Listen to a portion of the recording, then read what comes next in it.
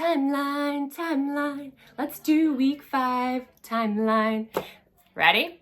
So for week 5 timeline, we're going to start with Judah falls to Babylon, temple destroyed. So we're going to do a J for Judah. Falls, we're going to take our hands and push down for falls. Babylon was all about law, so we're going to have our hand out and do a D like this. For temple, we're going to have an S hand and a T hand for an ASLT right on top of it. And for destroyed, we're just going to take that temple and push it out. So Judah falls to Babylon, temple destroyed. Then we're going to move on to card 30, which is Babylon falls to Persia. So again, Babylon falls, or falling, to Persia. So Babylon falls to Persia, an ASLP. Then we have Jews return and rebuild the temple. So we're going to do a J for Jews. We're going to have, for rebuild, we're just going to stack our hands like we're building up to the top, like this, whoop, whoop, whoop. Rebuild, and then do temple again at the top. So Jews return and rebuild the temple. Then Roman Republic, we're just going to do an ASLR kind of in a circle. For Golden Age of Greece, we are going to kind of point to our ear and do a Y like this for gold. For Peloponnesian Wars, we're going to Greece. So for Greece, we're going to make an ASLG. We're going to go up to our forehead and go down the slope of our nose, just like that. For that, and for wars, we're going to do our sign for wars, which is kind of shaking our 5 hands kind of back and forth. So we're going to do Peloponnesian War. Then we're going to Persia falls to Alexander Great, and we all know that this is a fan favorite. For this one, we've got an ASLP for Persia falls to Alexander, or ASLA, and great. We're just going to raise the roof.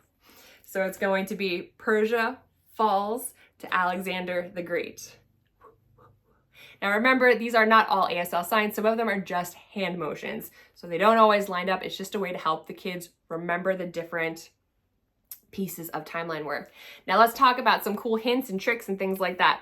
So if you don't have timeline cards, I highly recommend getting them. They're really, really great. They are an incredible tool to have in your homeschool, CC, arsenal, and bag of tricks. Now, they all have cool pictures, which is awesome, and they have dates. Again, cool. But they also, on the back of all these cards, have a little bit more information to help you go deeper into the different timeline cards so that they're not just a typical name. It's not just Judah falls to Babylon. It's so much deeper than that. And so you can start getting some of the information here. And then there's also a map to kind of give you a geographical area of where it is. Also, fun little hint, if you have kids and they knock over your cards and you're like, oh my gosh, I have to go find the list to put them all together, all of them actually have a number up here in this corner, and that's the number that they are as far as in the timeline song. And so just put them back in the order of the numbers. So that's a super awesome, helpful tip for new CC families.